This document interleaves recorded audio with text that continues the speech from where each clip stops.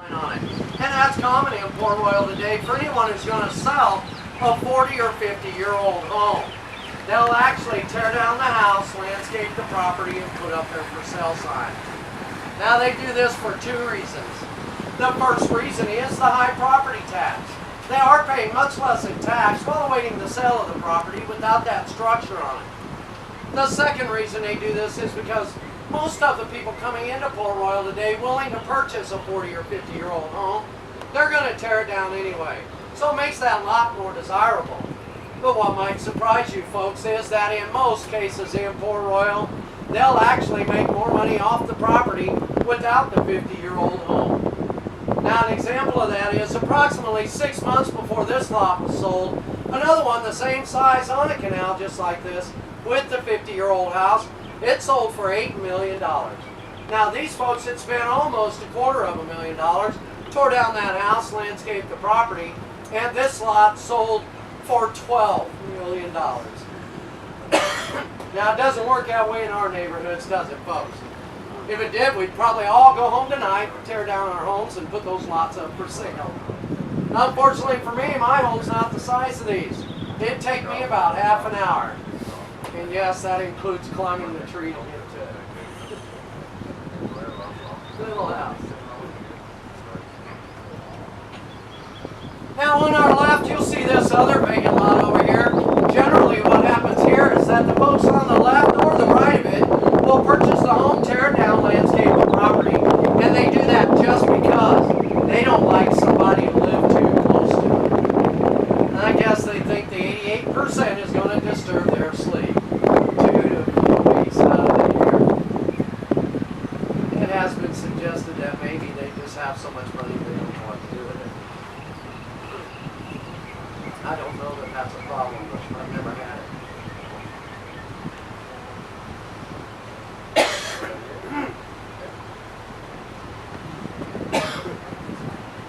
Now also coming up on our left here, back to the point of the Estonia property, on this side of his flagpole, you'll see those two smaller palm trees that have the darker trunks with the light green fronds.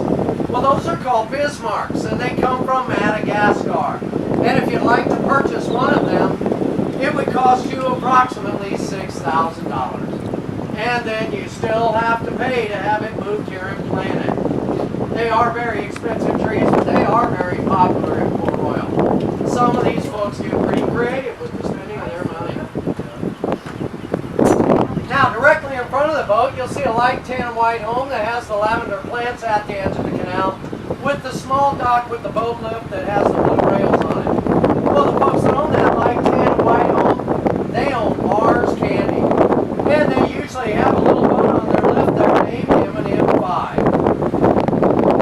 Now, they did at one time have a much larger boat and dock there. As a matter of fact, they had a $10 million, 90-foot custom-built Palmer Johnson sailing yacht, but they got tired of their sailboat blocking their view of this canal. So they went and purchased a $1 million slip. They took that sailboat and big dock out, built in this little dock, put in that lift, and brought in M&M5. Now, folks, don't you agree with me that that's the kind of problems we should all have? Just that our boat's too big. Now, on our right, this beautiful home here is owned by the folks that own Flowers to Deliver, FTD. Now, when most of their plants are in full bloom, that is one of the most colorful homes in Port Royal. Home and Garden did a real nice write-up on that family and home last year. And they are also a very nice family. Actually, most of the 12% are very nice folks here in Port Royal. Now, unfortunately, you guys missed all the color on that home by 2 weeks. 2 weeks ago, they trimmed down all the rose bushes and the bougainvilleas to allow them to bloom in fuller next time bloom. So, a lot of the other ones will still bloom a couple more times this year. Now, coming up on our right, you get that real nice profile photo opportunity of that sparkling swine. As we pass the outer left tree on the circle of palm trees around that statue, you can actually see the bottle and the glass. Now also, if you look up next to the house by the stairs, you'll see another statue over there. That is an abstract alligator statue. On this side of the pool, they have another alligator statue. And out on their front lawn, they have even more statues. Every single statue that the Homans purchased, they purchased at charity auctions to benefit one charity or another. And if any of the Homans are outside when we go by, they have never failed to wave at the people on this road. Very, very nice family. Now also coming up on our right here at the far end of the Collier property, you're going to see a pretty cool tree house nestled in under the trees at the end of the lot here. Now that tree house is attached to a banyan tree. And you will see it is a pretty cool tree house. It has its own balcony. That's what makes it just a little bit bigger than my place.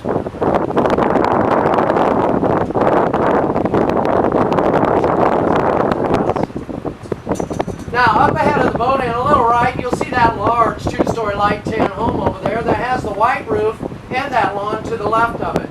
Well, at that lawn to the left of it, a gentleman had a home there for over 50 years. Those folks had purchased the property next door to him, tore down the original home, and they built that two-story monster literally feet away from his home. Well, he didn't appreciate it, so he painted his home bright orange and black like a pumpkin. I can tell you that is true, folks. And they didn't appreciate that. It took them less than 60 days to negotiate a price. They actually gave him $11 million for his home, and he took that money and left. I personally think he was a pretty good strategist myself.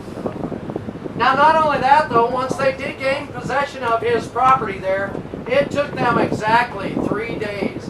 Now, I know this sounds exaggerated, but it was watched by the people that worked this boat. It took them 3 days to tear down his house, remove the debris, landscape the property, and even put in those palm trees. Now, I did say some of these folks get pretty creative with the spending of their money. I do want to share with you how that gentleman could afford that $11 million lawn. That's because he was the developer of Play-Doh. That's right, folks. That product's doing just fine. I'm pretty sure he could afford a lawn on the other side, too. Now, this tree coming up on our right with the reddish-orange or orangish-red blooms, either way you want to put it, that is a Royal Poinciana. Now, I do like to point that out because when it first bloomed and it was all full, everybody was asking me what it was. I didn't know what it was. It only took me 3 weeks and 5 naturists to get the answer. And when I did, I verified it online, just in case they were pulling out. Now, as we continue out this canal and our trek out to the Gulf of Mexico, the captain's going to be able to continue his narration. Unfortunately, I do have to cut mine off before we pass that last boat on the left on the right, because the home just past that has called in and complained about me so much, I'm not allowed to narrate in front of that home anymore. Now, they do say I'm too loud. I do understand where they're coming from, folks. I do this trip 5 times a day. I think I'd get tired of listening to me go by, too. Now, I hope you guys enjoyed that little tour through there, and I hope you enjoy the rest of your trip. Thank you, everybody. Thank you. You're welcome.